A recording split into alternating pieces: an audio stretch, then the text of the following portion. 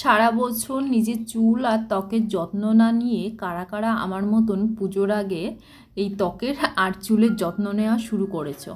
তো hello everyone, কেমন আছো তোমরা সবাই? আশা করছি সবাই ভালো আছো, আমরাও ভালো আছি। আমি শিউলি, আমার নতুন একটা ব্লগে তোমাদের ওয়েলকাম। দেখো, আমরা যারা হাউস ওয়াইফ হই তারা মানে কি বলতো, সংসারের এরকম একটা চাকরি, সেইখানে কোনো ছুটি নেই। সানডেতে অনেকে ছুটি পায়, কিন্তু আমাদের সানডেতে হয়তো আরও বেশি রান্নাবান্নার কাজবাজটা থাকে। জানো তো, এরকম অনেক হাউসওয়াইফরা আছে যারা দিন শেষে নিজের চেহারাটা দেখারও সময় পায় না। অবশ্য পুজো যখন আসে তখন কিন্তু সবার মনে একটা আনন্দ থাকে, তাই তার আগে কিন্তু লোকে একটু দেখে যে আমার চেহারাটা কেমন হলো, আমার চুলটা কেমন হলো। আর তখন তারা চিন্তা ভাবনা করে যে এই ভগবান, পুজো তো চলে আসলো, এখন কি করব, চেহারাটার কি অবস্থা হয়েছে, চুলের কি অবস্থা হলো। ছোটোবেলা থেকেই আমার চুলটা কিন্তু ভীষণ পরিমাণে কার্লি, আর আমার চুল আঁচড়াতে ভীষণই অসুবিধা হয়। মানে চুল ওঠা থেকে আমার চুলটা ছিঁড়ে যায় ভীষণ পরিমাণে, আর চুলটা কিন্তু একদমই বড় হতে চায় না। সেই কারণে আমি চুলে কী কী ব্যবহার করি সেটাই আজকে তোমাদের সঙ্গে শেয়ার করব। তা সকালবেলা মুখ টুক ধুয়ে নিলাম, আর আমি দেখো মুখ ধুলাম কী দিয়ে বলো তো, আমার ওই ছোট্ট ডাব্বাটার মধ্যে কিন্তু রয়েছে বেসন। হ্যাঁ, আমি যখনই মুখ ধুই তখনই কিন্তু চেষ্টা করি যে ফেস ওয়াশ না ইউজ করে বেসনটাই ব্যবহার করা। বেসনটা কিন্তু খুবই ভালো। বেসনটা কিন্তু অনেক কিছুর সঙ্গেই মিশিয়ে তোমরা ব্যবহার করতে পারো, আর সেটুকু সময় কিন্তু হাউসওয়াইফদের থাকে না। তার জন্য এরকম একটা কৌটায় ভরে বেসনটা কিন্তু তোমাদের স্নানের জায়গায় রেখে দেবে। আর যখনই তোমরা মুখ ধোবে সকাল, রাত্রে আর বিকালের দিকে, তখন কিন্তু শুধু প্লেন জল দিয়েই মুখটা তোমাদের ক্লিন করে নেবে একদম।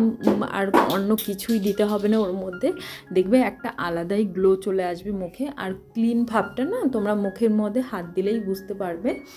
তো আজকে শ্যাম্পু করে নিয়েছি।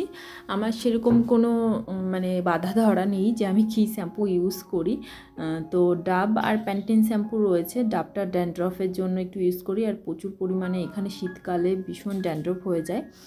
এখানে গাছে দেখলাম ভেন্ডিগুলো পেকে গেছে, সেগুলো একটু ছিঁড়ে মানে একটু রোদে দিয়ে রাখবো, কারণ আবার এই গাছে থাকতে থাকতে খারাপ হয়ে যাবে, পচে যাবে, সেই কারণে ছিঁড়ে রেখে দিচ্ছি।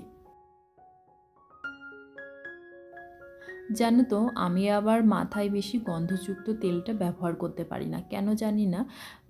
ওই তেলগুলো লাগালেই আমার ভীষণ পরিমাণে মাথা যন্ত্রণা শুরু হয়ে যায়।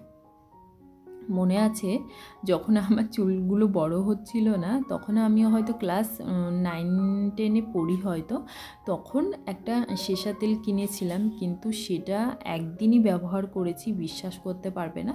সেটা ব্যবহার মানে লাগানোর সঙ্গে সঙ্গে কি পরিমাণ মাথা যন্ত্রণা আমার শুরু হয়েছে, মানে মাথাটা আমি তুলতেই পারছি না। এবার কি তেল লাগাই আমি মাথায়, কিভাবে তেল বানাই, সেটাই তোমাদের সঙ্গে আজকে শেয়ার করব। চলো।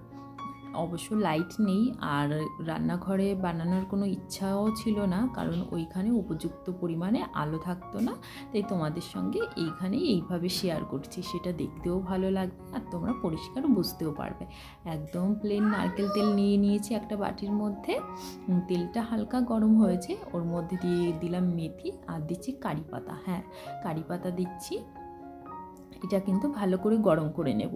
এর ভিতর আরও অনেক কিছু দিতে হবে, সেটা এখন আমি দিচ্ছি না, যখন দেব তোমাদের সঙ্গে আর অবশ্যই আবার শেয়ার করে দেবো। কারণ এর মধ্যে দেব জবা ফুল, আর দেব হচ্ছে ভিটামিন ই ক্যাপসুল, আর হচ্ছে আলমন্ড অয়েল। এই সমস্ত কিছু দিয়ে একটা তেল তোমরা বানিয়ে নেবে, সেটাকে ভালো করে ছেঁকে তোমরা একটা কৌটার মধ্যে রেখে দেবে। সেটা কিন্তু তোমরা চুলে ব্যবহার করতে পারো, চুল ওঠা তোমাদের অনেকটাই কমে যাবে, আর এটা খুব ভালো রেজাল্টও পাবে।